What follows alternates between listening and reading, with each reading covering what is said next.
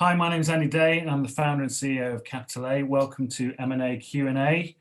Today with me I have Henry Ziff, who's the Managing Director of Transworld Business Advisors UK, and he has his own Transworld Business Advisor London office as well. Henry has a number of years' experience as a trusted advisor supporting small and medium business owners with exiting or investing in businesses. Prior to Transworld, Henry was a strategy consultant, helping his clients grow their businesses into new markets, divesting business units that weren't performing and providing due diligence on their transactions. Henry's secret weapon is his negotiating skills, and he particularly likes complex transactions. He works with both the buy and the sell side, private equity groups, family offices, strategic buyers, accountants, lawyers, and financial advisors on M&A. And get this, he's a certified M&A professional. I think it's the first time I've come across one of those. There we go. Certified exit planning advisor, and is working on becoming a certified business intermediary. So lots of certificates coming with you, Henry, unlike anything that Capital A are involved in. No, I'm sure that we've actually got Alex on board today, and he's got certificates and this sort of thing as well. So welcome, Henry. How are you doing? I'm doing well, thanks, Andy. How are you doing? How's your start to the year been? Yes, it's been good so far. It's been quite exciting, the world of M&A during lockdown. Instead of having to get up at 5 o'clock in the morning, I'm quite happily rolling out of bed around 9 o'clock. So how about yourself? Been busy? Yeah, it's been great, to be honest. You know, I think we had some good plans at the start of the pandemic, kind of roll back 11 months and a couple of days now. Worked really hard just to support our clients, whatever that may look like. And yeah, we've been able to get deals done, which is quite nice. You know, there's obstacles, there's roadblocks, but there were on deals before, and there will be on deals after. So yeah, there's a lot of activity across all sectors at the moment. There's a lot of capital that's looking to be deployed, and we're here to help our clients. Brilliant. Well, we'll give you plenty of chance to advertise Transworld's services in a second. But first of all, we're going to kick off with a quick background check on you, Henry. So can you tell us a bit about your background and how you started in M&A, how you got to be the MD of Transworld at such a seemingly young age? So let us know a bit more about you. Thanks, Andy. So obviously spent a lot of time in hair and makeup before this, that's why. So my background was a strategy consultant and always loved what I did, kind of problem solving, helping people grow into new markets, launch new products, and kind of the strategic due diligence work. And then maybe 4 or 5 years ago, I left the employed role I was in, working as a kind of a freelance consultant, and at the same time my dad was looking for kind of his next or last business thing. He had always kind of worked in family businesses, or our family businesses, and we came across Transworld, which was a growing business advisory, business broking franchise in the US, and we acquired the rights to Transworld here in the UK. So I suppose that's how we kind of came across, or how I came across we came across Transworld. And then in the last 4 years, we've been able to grow it throughout the UK, where we now have 18 offices and a whole number of deal makers around the UK. And what's really great about that is we have kind of local people in local communities working with local and small business owners to help them package up and exit. Okay, so I'm going to ask you a little bit more about what Transworld does, and maybe brokers in general for those that don't know, and how it can help businesses that are looking to acquire companies. Obviously, specifically, we're talking about agencies today, but I mean, I think it's of interest to everybody in a more general sense as well. So can you tell us a little bit more about Transworld and what it does and how it works and how we can interact with you? Yeah, sure, Andy. So we, in effect, at Transworld, we work with small and medium-sized business owners. So typically kind of deal size 0 to 25 million pounds. So very much kind of the lower middle market and below that, and help business owners. I always like to say plot the sale of their business. So we help them package up their business, create the right advertising materials, information memorandums, things like that. We go out and look for buyers and have a network of buyers, both like pre-qualified, we already have a network, but do kind of wider buyer searches as well. Manage the offer and negotiation piece. That's always my favorite. Trying to get the best deal for our clients, and then project manage due diligence and legals through to completion. And kind of take quite a lot of pride in how we go about managing our transactions, because once you've had an offer accepted, you don't want that deal to die. No, and they often do. Do you have a statistic on that at all? Personally, I think about 20% of my deals die, unfortunately, which is actually pretty good. That's amazing. Yeah, I think statistically it's something like 90% fall off, don't they? So it's really down to how they're managed. It's how I really try and I use the kind of, back in the day when I was kind of doing project management work, or all that kind of project management training that I did or I've been through. It's just managing people to timelines and holding them to account. That's really the only way.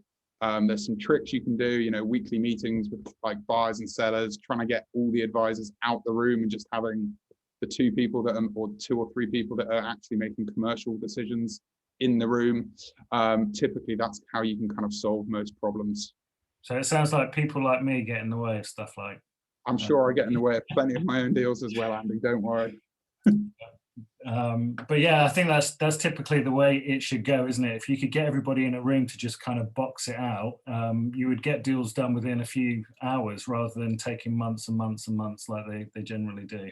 Absolutely. So we try and get from offer to completion within, I always like to say, kind of 6 to 10 weeks. It's typically a little bit longer, but once deals start kind of dragging over that 3-month period, they really start to kind of suffer. And it's not the time that everyone says time kills deals. Yes, time does kill deals, but it's the emotional drain, it's relentless questions, it's all those kinds of things.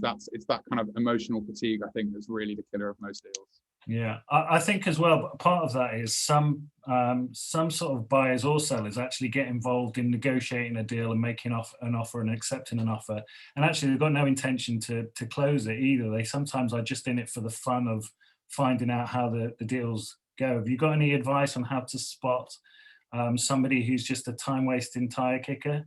Yeah, that's a great question, actually. So how to kind of, I suppose, sense check your buyers. Proof of funds, I think, is a really important one, or understanding how they're going to pay. Typically deals are structured, an element of cash on completion, some deferred, some kind of earn out type stuff, maybe retain some equity.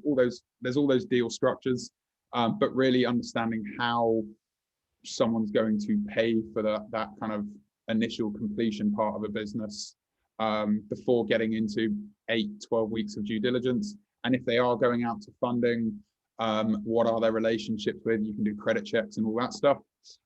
So that's, I think, the best way with buyers.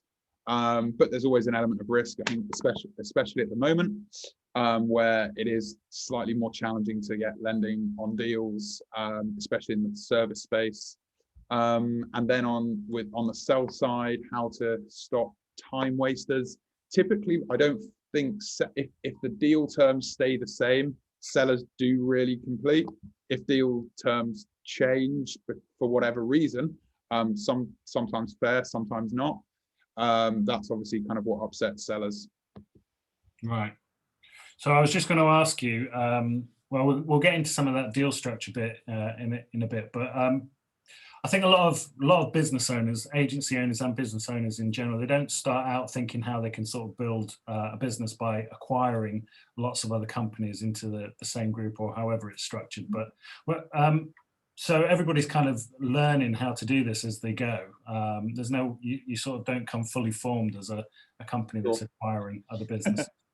But what would you say is the biggest mistake of most would-be buyers who are starting out? What do these business owners that are looking to buy other companies make when they approach somebody like you as a business broker? Because I'm sure you do get quite a lot of people that just approach you with a very broad interest at the start, because you don't always reveal huge amounts of detail anyway. So if somebody's even sort of got a little bit of information, you know, a little bit of interest in, you know, getting the IM or whatever, then they've got to approach you and they've got to present themselves in a certain way. But what mistakes do most sort of newbies make when they're presenting themselves as a credible buyer? Sure, absolutely. So I think there's kind of two parts to that question. One is around the kind of the mistakes people make, and then the other kind of approaching the growth through acquisition, which I think is a phenomenal idea, by the way. I think it's cheaper. It's not cheaper necessarily the day you pay over some cash, but it's typically cheaper. You're not wasting a lot of time with marketing and stuff like that. So in terms of the buy mistakes, you know, we get phone calls every day from people that don't really know what business they want to buy. They're just going, I want to buy a business, X amount of turnover, Y amount of EBITDA, been in business for Z amount of years. They're very generic, and that's not a great buyer for us, because they're under no time pressure for whatever reason to make a decision.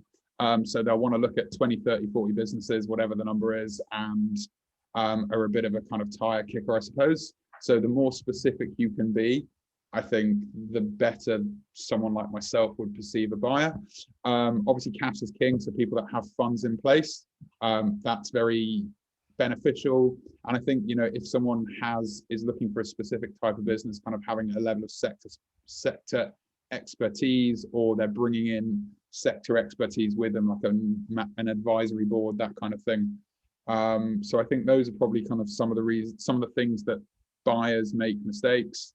And getting out and meeting people as well. You know, it's really easy to hide behind your computer, just ask for loads and loads of numbers, and never kind of build relationships with either advisors like ourselves, Andy, or then the next step with sellers. And then the other part, kind of the growth through acquisition part, I think it's a really sensible way to grow and scale your business. We've actually got a deal that's completed today where someone's able to, you know, someone's doubling his turnover from today to Monday, which is great. You know, I was chatting to him last night, and he's a first-time buyer, really excited, because this puts him kind of 2 to 3 years ahead of his growth plan, and he's been able to kind of bolt on and acquire. In this case, it's really similar customers. So it's a professional services business. So he's just able to bolt on customers and then specialist kind of engineers in his team. Whereas, you know, in more of kind of the agency space, it would be, you may look at kind of both slightly more vertical integration or horizontal integration as well. Yeah. So we'll probably get back to that, I think. So that sounds interesting. I wanted to listen to some more examples of sort of good deals that you've witnessed. But in the meantime, so would you say that getting a good relationship with a broker is a must for somebody who's looking to buy, or does it not really matter? Are you kind of, you know, you're kind of ubiquitous anyway, brokers across the internet? Do we just get in touch with you when we see a good deal, or is it good to take you out to lunch? It's a good question. So I'm sure everyone has their own philosophy on that. Like, it's about, I think we still work in a relationship industry, and just checking in with people is quite good. You know, staying front of mind is very sensible.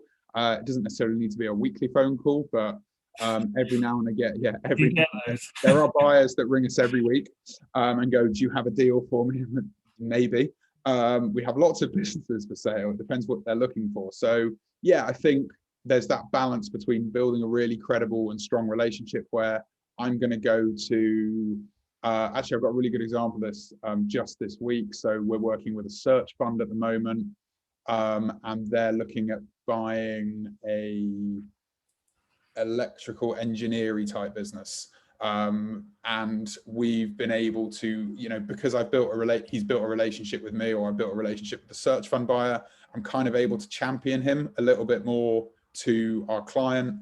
And that obviously, I think, maybe adds a kind of help or supports them with their case on why this person's buying my business. So yeah, absolutely, building good relationships is a good thing. But there's probably a kind of a point at which it becomes quite annoying and tedious where someone's going, just send me your next 10 deals. So it's just a balance. Right. Do you have favorite clients like that you know are going to snap stuff up? So I'm sure there's some funds that are just investing in typical types of things like manufacturers or something. So once you have a good relationship, are you then prone to send? Yeah, look, if I've done a deal with someone, I want to do more deals with them. I know how they work. I know what they're looking for. Certain sectors, we absolutely have certain kind of key strategic buyers either doing roll-ups, you know, they run, I think the easier ones in that space are people kind of strategic buyers doing roll-ups. So where you have those relationships, you know, we get another business for sale in that sector, they're the first people I'm going to try and call. So I think there's probably of our group here, we've got at least 2 or 3 that are looking to do sector specific roll-ups.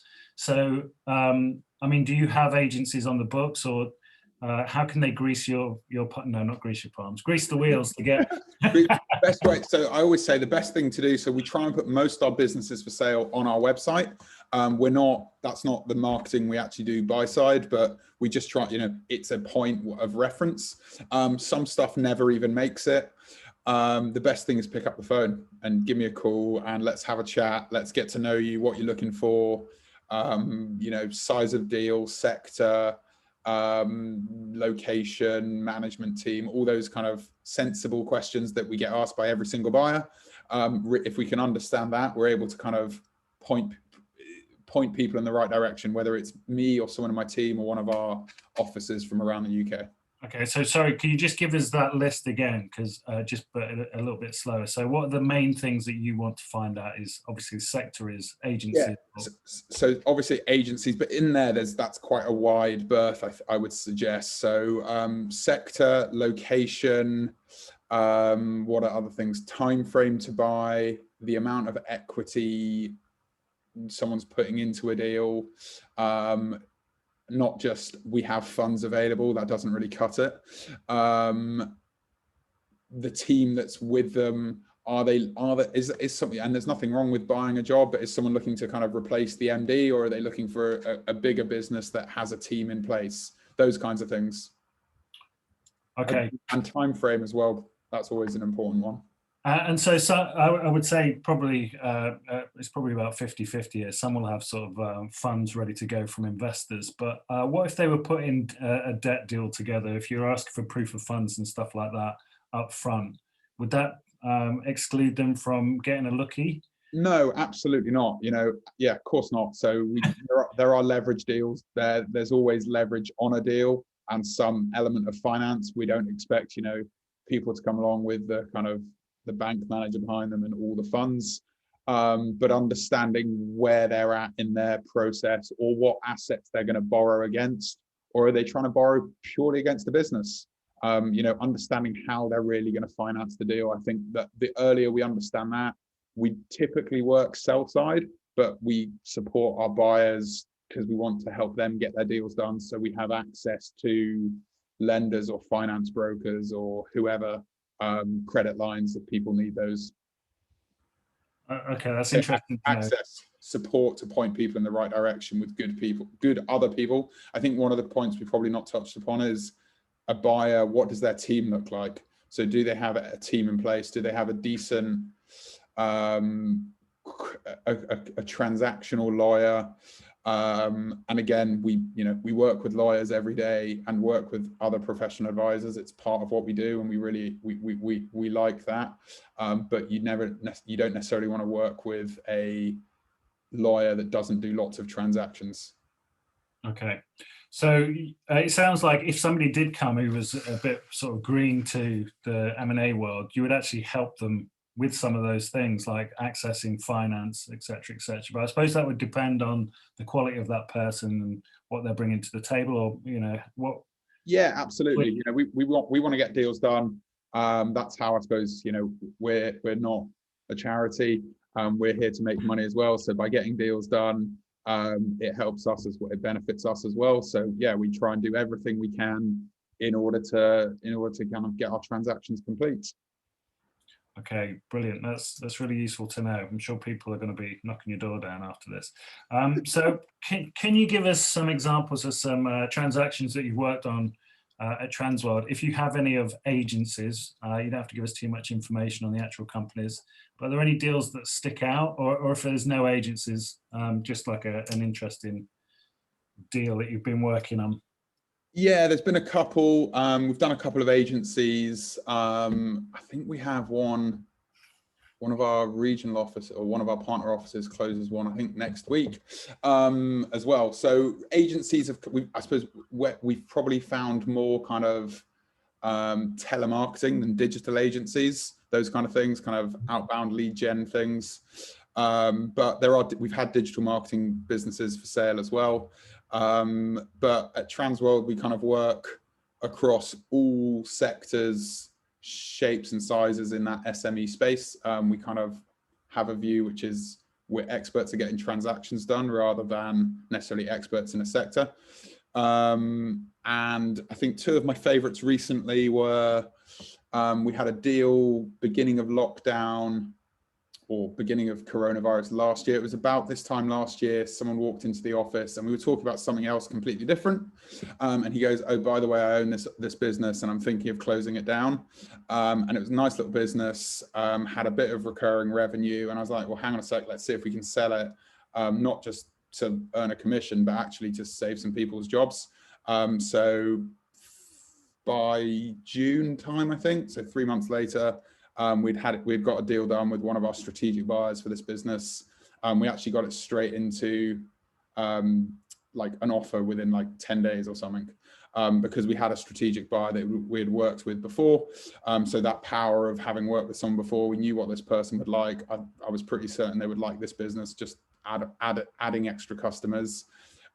We structured a sensible deal because the business was losing money, but it was, yeah, I think we always said Transworld, good deals for good people. This was a good one where we got the seller some money to go launch his new business, which is actually what we were originally talking about. We saved six or seven people's jobs as well, which I think at the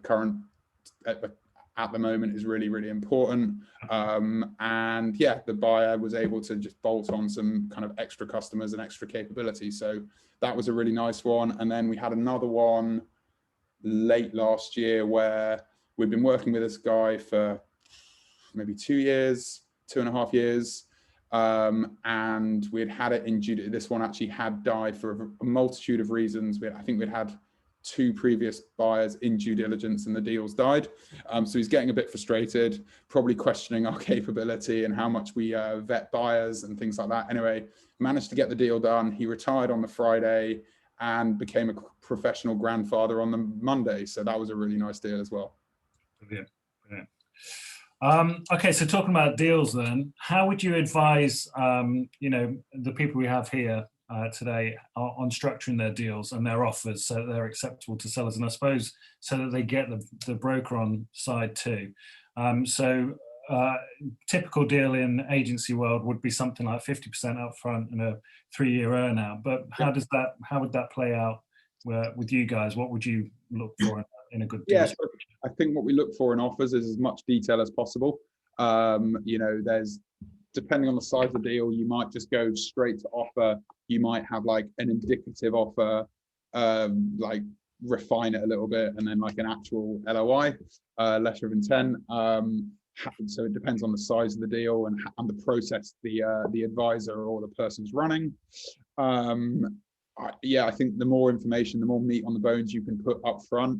One of the reasons why we get more deals done, maybe, or let fewer deals die, is we try and resolve or deal with some of the kind of issues that we know are going to come later at that LOI stage. Now, you don't know everything. As you go through due diligence, I always tell our clients, our sellers, that they're going to learn more about their business than they ever thought they knew. And all the skeletons come out of the closet.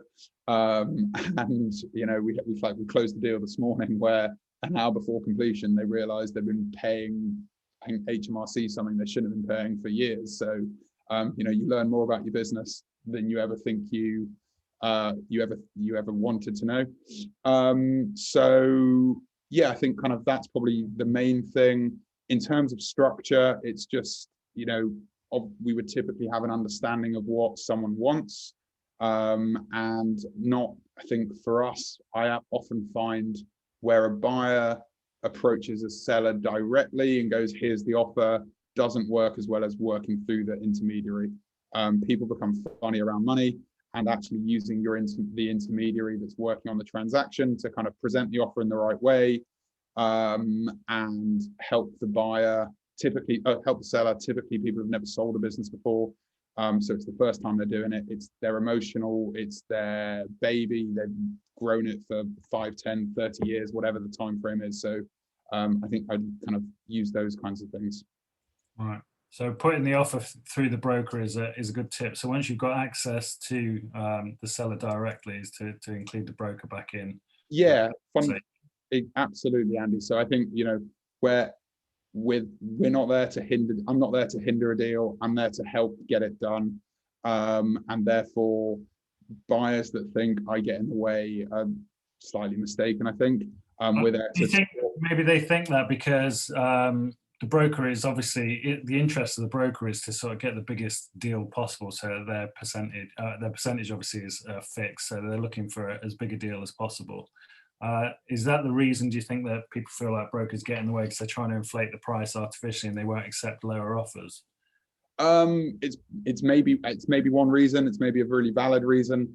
I think we work with this dichotomy of, yes, so when we're working sell side, we want the biggest price for our clients because we get paid more, but I also want to get the deal done as quickly as possible. So it's very much a balance, and we also want to get deals done.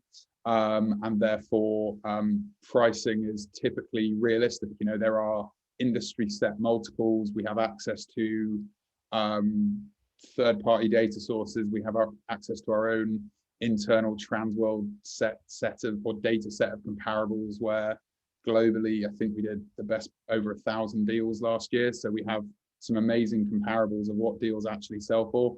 And therefore kind of explaining that to clients, yes, people may think their business is worth 10x what it's actually ever going to sell for. And we're able to kind of try and show them with data what it's worth. And therefore, if we can get buyers to be in that ballpark, we're doing okay. So quite typically, this is how we work anyway. We wouldn't put a price on a business. We wait for an offer to come in and then kind of work from there. So would you give your sellers advice up front? Well, it sounds like you do, but you would give them a typical range of valuations based on, records? So we work with them up. We try and work with them up front to make sure we're in the same ballpark. Like, we have a view of what we think it would sell at, a business would sell at. Yes, it's a multiple range based on different businesses are worth different amounts for different types of buyers. So we do that up front before we start working with a client. However, we're not professional values of businesses. A business is worth what a buyer is willing to pay and a seller is willing to accept, and the deal structure it comes in. Exactly. So what we come across is the whole millionaire syndrome. So everybody wants to sell their business and go down the pub and say, I'm a millionaire. Absolutely. So basically, if there's 2 owners in a business, then the business is worth at least 2 million. If it's 3, it's worth 3 million, because everybody wants that big payout. But so sellers, obviously, you have to kind of negotiate with them on the way in, don't you, and make sure that you set their expectations. But can the guys here expect sellers to be more reasonable if they've come through a broker? I think it depends how motivated that seller is to sell. Really, you really find that out. We try and find it out early, but it's a hard one. It's very much it's not a scientific one. It's very much the heart, not the head. But that's, I think, one of the reasons why we do that exercise, because if we're in the ballpark, they're probably more likely to sell. I suppose, we always say we're looking for good, motivated sellers with good books and records that are priced right. That's how we get deals done. If those things are not aligned, or one of them's massively out, it's going to be significantly harder to get your deal done. Right. Okay. So just we ask all of our guests about any advice on financing deals because every deal is different. So everyone has a different approach or advice about finance. But in your experience, how would you advise someone who's looking to get finance for a deal? You've already said you work with some financiers and you would refer them. But do you have any other sort of advice around that? In terms of someone going to get how to structure a deal, or how to like go get find Well, bank finance, or So let's say I'm an agency owner and I'm doing yeah, 5 million turnover, and I'm thinking, look, I want to grow. I want to buy another agency. yeah, I don't really know what I'm doing, but sure. I'm going to phone Henry up and I'm going to say, Henry, I want to buy an agency. Have you got any? I'm going to ring Um, Andy. and where do I get the money from? Sure, that's a great question. So I think first and foremost, I would look at your home. I would have a conversation with your own bank as to see what you can do with them, and then I would start looking at different sources of funding. You know, you may bring in financial sponsors. You may be able to borrow against assets in the business or the business you're buying. You may be able to borrow against your own personal assets. There's a multitude of things you can do. You may just be able to structure a deal in a really smart way that it sort of pays for itself. And yeah, so it's just being, I think, understanding your options, education. So it's funny, I kind of, those certification things, I just kind of believe in continuous education to try and get better. And therefore, you know, you always pick up nuggets on those courses and things like that. So that's what I would do. I'd probably go have a chat with your banker first, and then maybe speak to a finance broker, or an advisor. Will have plenty of people in their kind of pocketbook. Yeah, I think what a lot of people don't realize is actually finance for a deal actually comes from several different places as well. It's not just you go to the bank, they give you 100% and you go and buy it with 100%. It's like they might give you 70, Yeah, 70% and then you've got to find a bit somewhere else and a bit somewhere else, structure some seller financing, etc., etc. So yeah, absolutely. I think if you have some equity to put into a transaction, some bank debt and some seller finance, that's probably a good deal, especially in the current climate. yeah, I'm going to ask you about the current climate next, actually. So what kind of deals or opportunities are you seeing because of everything that's going on? Yeah, Are you seeing anything that if you were about to do a bit of business, what would you acquire? yeah, that's always the challenge as an advisor, right? There's some really good businesses out there. You're like, oh, I fancy this one, but I know what I'm good at, and will hopefully carry on doing what I'm good at for a while, and therefore, yeah, not definitely. But there's some amazing businesses out there. We're sector agnostic, so everything from property construction and manufacturing through to media and telco and IT. There's a lot of business owners. I think we always talk at Transworld about the seller tsunami, all the baby boomers looking at retiring. And yeah, we're having lots of at least conversations with many of those business owners who are unsure about going back to the workplace. You know, they've maybe worked through 3 or 4 recessionary type environments now, or big economic shocks, and don't necessarily want to carry on rebuilding their business, or don't want to necessarily rebuild their business. We've got plenty of clients who have done a phenomenal job as well through the last 12 months, and have grown their businesses, and they're looking for an exit as well. Yeah. Yeah, so the baby boomers is a big one, isn't it? I think everybody's talking about that at the moment. So agencies that were built in the 80s, 90s or noughties, and these guys are ready to move on now and Yeah, retire. So that's a good place to look as well. So we're always hearing about deal flow in M&A. That's all we talk about, isn't it? Our agency owners here are working on their deal flow. The way we sort of show them to do it, because we're specialists in off market, so we don't actually work in the same way as you, but we do it by approaching agency owners that fit what we're looking for, but they aren't yet on the market. But where would you advise a buyer to look to source as many deals as possible so that they've got this constant deal flow as well? yeah, great question. So it's funny, we kind of compete with buyers going direct a little bit, and I think that, you know, if you're going to use an advisor, get to know lots of advisors. There's some bigger businesses out. There's many bigger businesses out there than Transworld. So there's the business buying websites as well. So there's lots of different places to go source deals. Yeah, I love those business buying websites. I actually just look at those all night when everybody else is watching TV. I'm just scrolling, going, yeah, I'll buy that one. Like back in the day when you were looking at the catalogue when you were a kid. My wife does it with properties, funnily enough. Okay, so finally, just tell us a bit more about the best deal that you've ever done. Is there a big Henry Ziff story out there, the one that you tell the guys down the pub when the pubs were open? What's a pub? Not really. I don't think, we kind of, I suppose as advisors work deal to deal. There isn't like the, here's the glamour deal that I'm really proud of. I just like what I suppose my passion is helping people exit and retire and really achieve their freedom, and helping entrepreneurs get into business and carry on growing. So that's kind of, I suppose, what motivates me and drives me. So it's amazing to see when people retire and you just see them take that like last breath. Not that sounds very killing people off. Yeah, there you go, that last breath as they walk out their business, and the kind of weight falls off their shoulder. They don't have to worry about payroll the next week or whatever that is, whatever, any legal situations, those kinds of things. So it's always an amazing thing to see. Yeah, and I suppose they all start to blur into one, don't they, at some point for you, Henry? Right, so just tell us how we can stay in touch with Henry Ziff. I know you're keen for people engaged in M&A to reach out to you. How would they do that? Great question. So a couple of different ways. Probably the best way is give us a call, 0203 911 1059. Drop us an email at henry@tworlduk.com, or check out our website, which is tworlduk.com. Brilliant, and I'll share those details as well. I think you're the only person I know that actually knows the phone number to their office as well, so you get extra points for that. There we go. Good. Okay, brilliant. So that's the end from me so far, and so we're just going to open very quickly up to the guys that have sat patiently to see if there is any questions that they would like to ask you.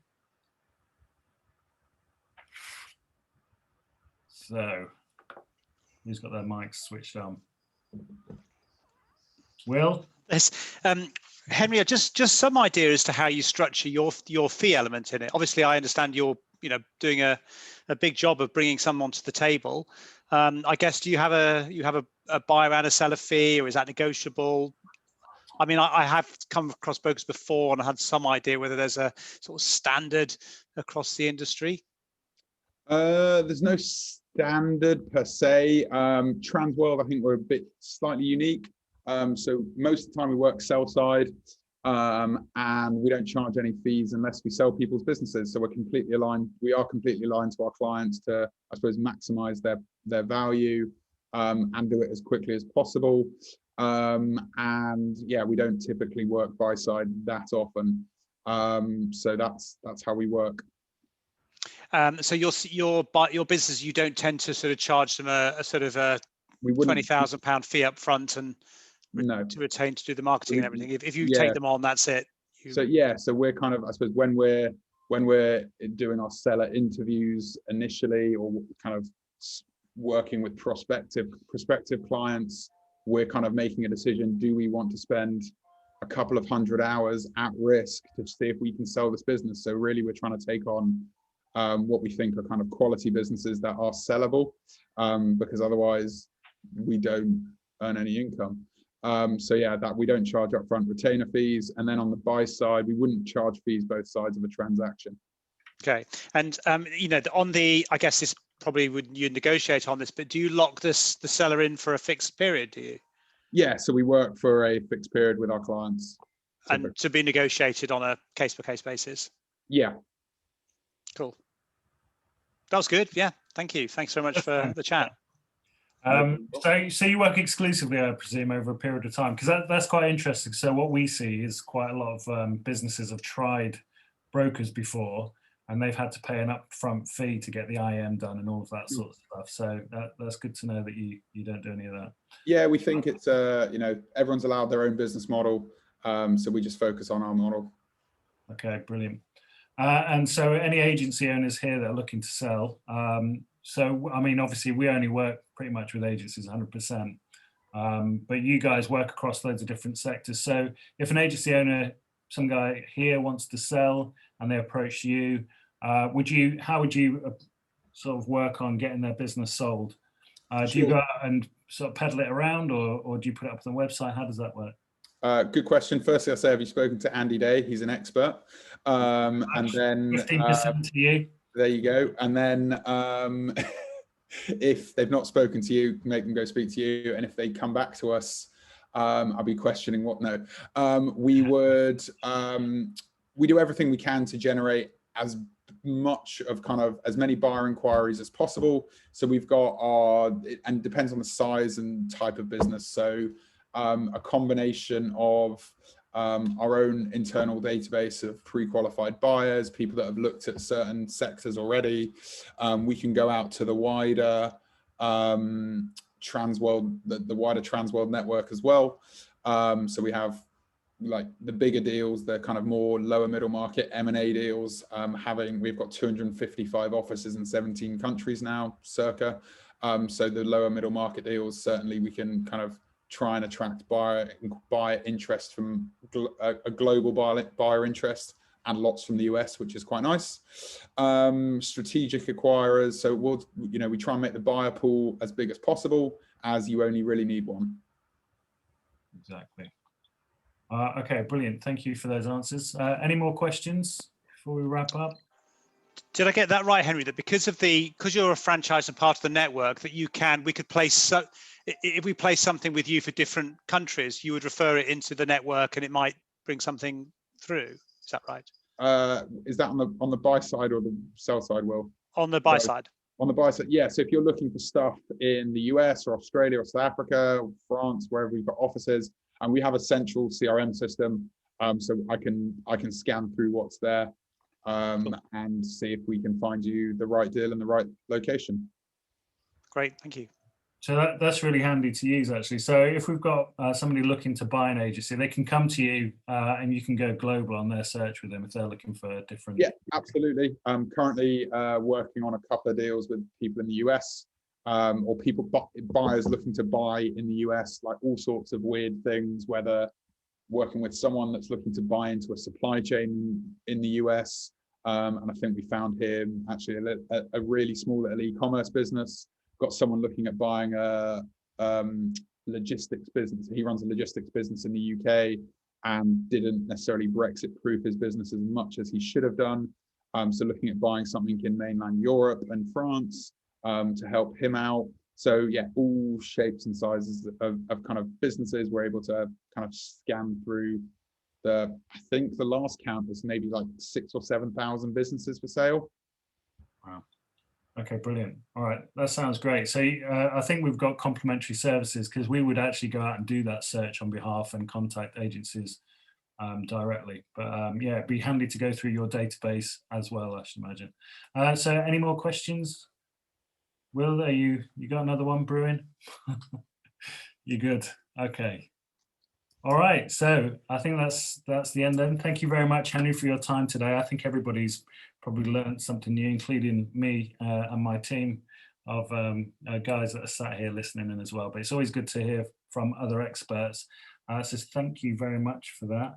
And next week we have a guy called Steve Lazarus, who's an M&A expert as well.